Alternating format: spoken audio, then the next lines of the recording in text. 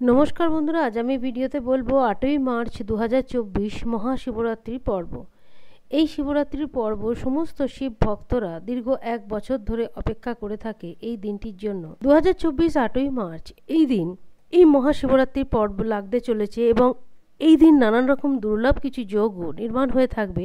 এই বিশেষ দিনে যারা প্রেম বিবাহ করতে ইচ্ছুক বা যাদের বিবাহেতে নানান রকম বাধা আসছে, শুধু তাই নয়, যাদের মনের মধ্যে নানান রকম ইচ্ছা আছে, নানান রকম চাহিদা আছে, সেই সমস্ত কিছু পূরণ এই দিন সেই সমস্ত ভক্তজনেরা করে থাকে। কারণ এই দিন ভোলে বাবার আরাধনা যে মন থেকে করবে, ভোলে বাবা তাদের সমস্ত মনোকামনা পূরণ করে থাকবে, এমনটাই শিবপুরাণে বর্ণিত রয়েছে। এই ভিডিওটা শুধুমাত্র কুম্ভ রাশির লোকেদের জন্য, সে জাতক কিংবা জাতিকা যাই হয়ে থাকুন না কেন, এই বিশেষ দিনটিতে আপনারা কি এমন করতে পারেন যাতে করে সেই উপায়ের প্রভাব আপনাদের উপর পড়তে পারে, বা এই দিনটা আপনাদের কিভাবে যাবে, সমস্তটাই বলবো এই ভিডিওতে।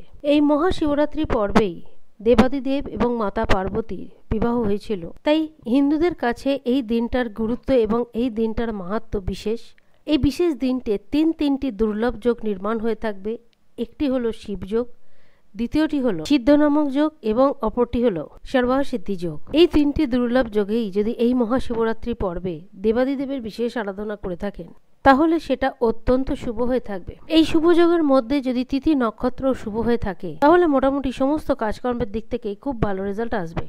যদি নক্ষত্রের কথা ধরি, প্রথমেই বলবো আপনাদের লগ্নভাবে সূর্য এবং শনির দুটি রয়েছে, তবে বুধ এখানে থাকবে না। 7ই মার্চ বুধ রাশি পরিবর্তন করে আপনাদের ধনভাবের ঘরে যাবে, সেখানে রাহুর সঙ্গে তার দুটি থাকবে। কিন্তু শুক্রদেবের গোচর অলরেডি আপনাদের লগ্নভাবে হয়ে গেছে।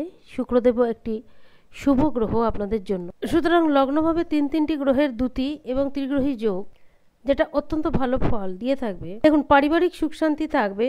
আর্থিকগত দিক থেকেও দিনটা যথেষ্ট ভালো যাবে। কোনো কাজ দীর্ঘদিন ধরে বাধা পেয়ে রয়েছে, সেই সমস্ত পেন্ডিং কাজকর্ম করে ফেলতে পারবেন।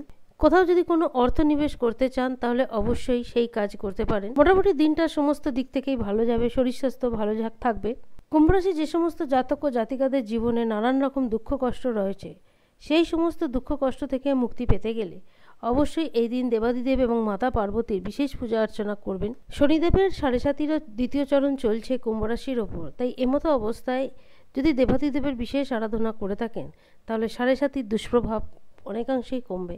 সকালবেলায় উঠে স্নান ইত্যাদি সেরে অবশ্যই ভগবান সূর্যদেবকে প্রণাম করে তারপর দেবাদিদেবের পূজা অর্চনা শুরু করুন।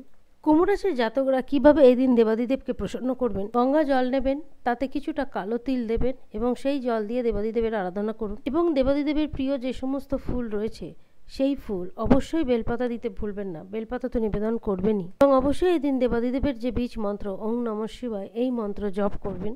এই মহাশিবরাত্রির পর্ব এটা কিন্তু সবাই পালন করতে পারে, সেটি স্ত্রী হোক পুরুষ হোক। তাই কুম্ভ রাশির ক্ষেত্রেও একই কথা প্রযোজ্য।